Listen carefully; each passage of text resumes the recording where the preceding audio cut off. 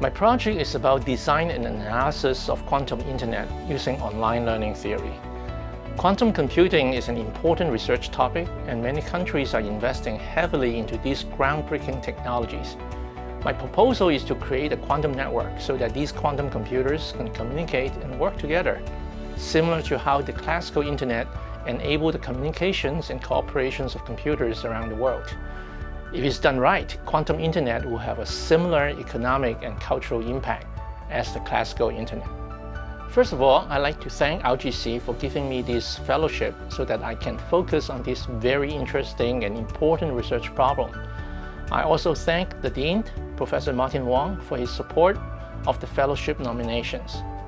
I also like to thank my family for their continued support. Last but not least, I'd like to thank all my former and current students, as well as various postdocs. They're a group of hardworking and intellectually curious young folks, and I feel so fortunate that I have been working with these amazing, talented young people.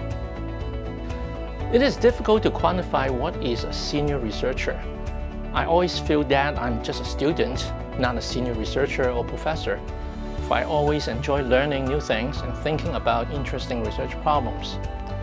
As an advisor, my responsibility is to inspire students and to encourage them to think out of the box, continue their research work when they encounter some problems, and continue to pursue their dreams.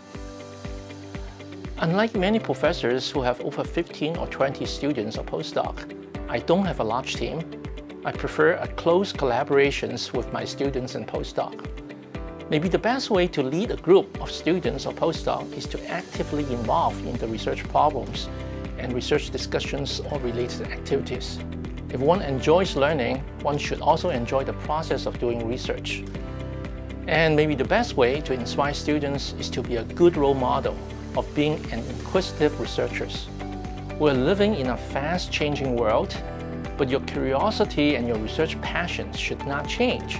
Just keep learning, thinking, and have an inquisitive attitude. This will help focus on our research work and keep us to have a curious mind. Many researchers nowadays, may they be young or seasoned, already have their goals and objectives set up. The only advice I want to give, if I may, is not to follow popular research trends. If you look at some past popular trends, they were digital library, then came cloud computing, then came big data, and now it is AI. In other words, don't just follow the crowd to go for hype. A researcher needs to have an independent mind and a curious heart. Be yourself.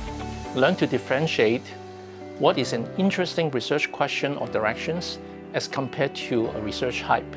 It is more important to have a scholarly attitude and look at the world through the eyes of a child.